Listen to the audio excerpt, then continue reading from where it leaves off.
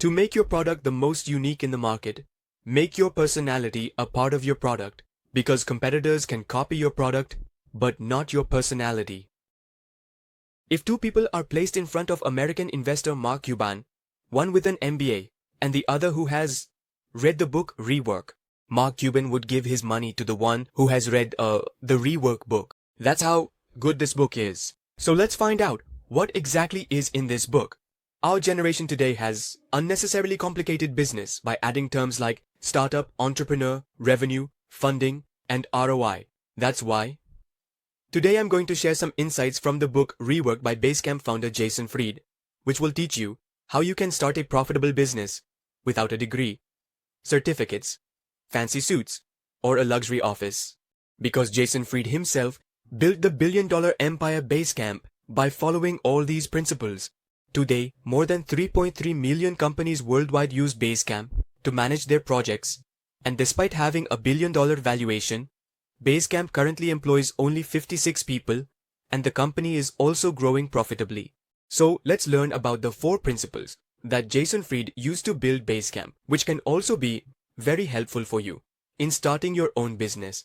The first principle is scratch your own itch. Bill Bowerman was in search of lightweight and high-quality running shoes for his athletes, but the quality of shoes he needed was not being made by anyone in the market, so he made shoes for his athletes himself in his workshop using rubber and a waffle iron, which were strong and lightweight. This shoemaking process eventually became a company that the whole world knows today. Similarly, Elisha Otis was quite troubled by climbing stairs every day, so he invented the elevator, which has now become a daily necessity for all of us. Similarly, the author initially started a web design consulting firm, and while handling projects for different companies, he noticed that there was no good tool available in the market to manage so many tasks. So he created software for himself that could easily manage projects.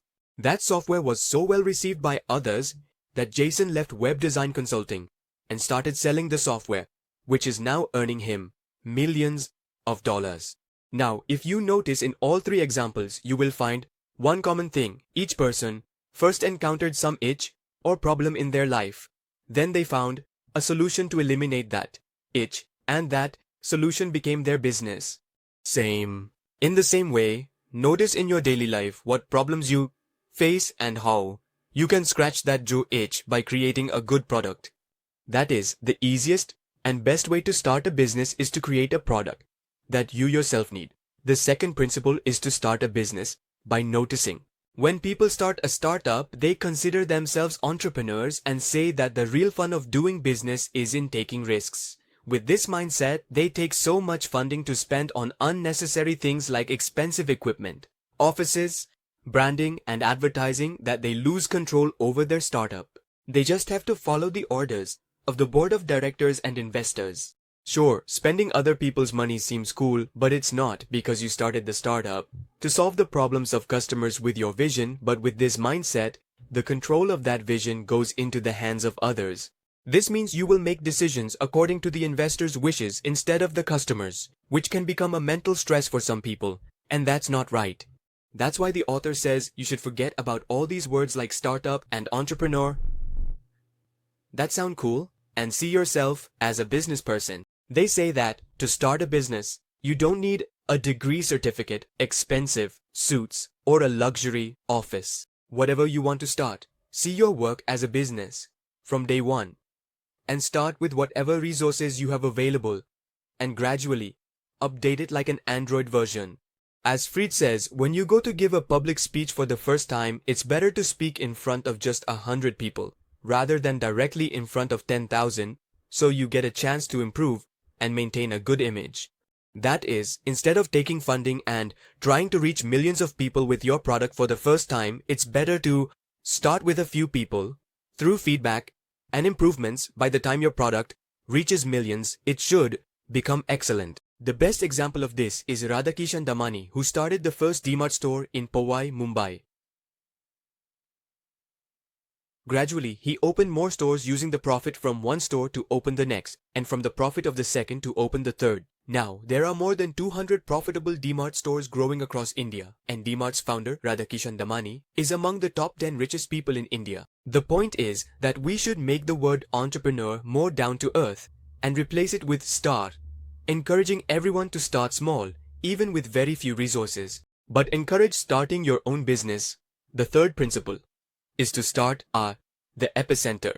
Suppose you want to start a burger restaurant. So now, to turn this idea into a successful business, what is the most essential thing needed? A stylish restaurant or tasty burgers? Well, obviously, the most important thing would be your tasty burgers. Because even if you don't have a luxury restaurant, if your burgers are very tasty, people will come from far and wide to eat them.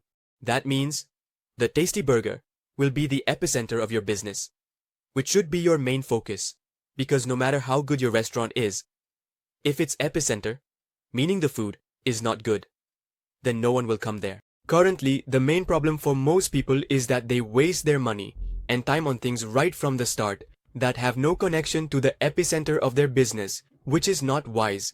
The author says that you should first fulfill necessities. Luxuries come later. That's why, when building a house, architects initially prepare the basic structure and floor plan and only then decide which lights will be used in the bathroom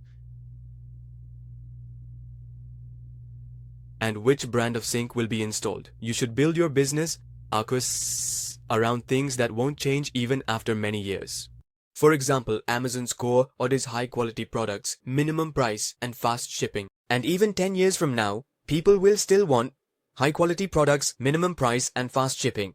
Therefore, in the beginning, your focus should be on the epicenter of your business, that is, the core, not on luxury. To find the epicenter, identify what aspect of your business, if removed, could shut down your entire business. That aspect will be the epicenter of your business, which you need to work on. Now, the fourth principle. This is for the product.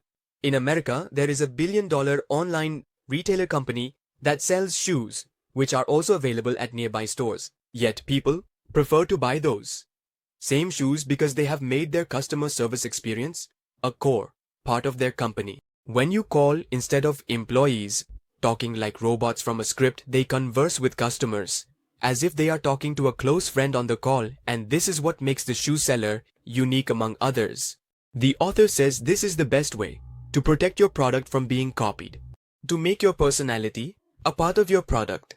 This means that customers should see your personality in everything from advertising to service, just like Apple's blip system, which is evident in everything from the Apple Store to the design of the boxes that pack their products. This seamless experience is why Apple has the most loyal fans in the tech world, who are even willing to pay any price for Apple's products.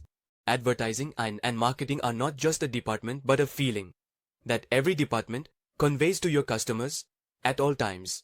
24/7. In today's time, the best way to make customers loyal is to educate them. Just like many famous manufacturing companies in the world educate their customers. They teach them about fabric and clothing sense, take them behind the scenes to show the entire manufacturing process, and give factory tours, which creates an emotional connection between the customers and their brand. This is how those customers convert into loyal fans. Teaching your customers is not going to harm you, because even the world's greatest chefs share their recipes with people, yet other chefs cannot copy them because those recipes are a part of their personality. Instead of just getting ahead of your competitors, it's better to wisely eliminate the competition altogether, just like Steve Jobs did. While other tech leaders were talking about gigahertz, memory, and processors, Steve Jobs launched the iPod with the statement, 1,000 songs in your pocket, effectively eliminating the competition, and the iPod became a hit in the market. To make your product the most unique in the market, make your personality a part of your product, because competitors can replicate your product but not your personality. Now, let me summarize all the principles learned in this book. So, the easiest and best way to start a business is to create a product that you yourself need, just like Nike's founder Bill Bowerman, Alyssa Otis, and Jason Fried did. Second, you don't need any expensive things to start a business. Therefore, from day one, view your work as a business and start your own business, even if it's small, but not a startup.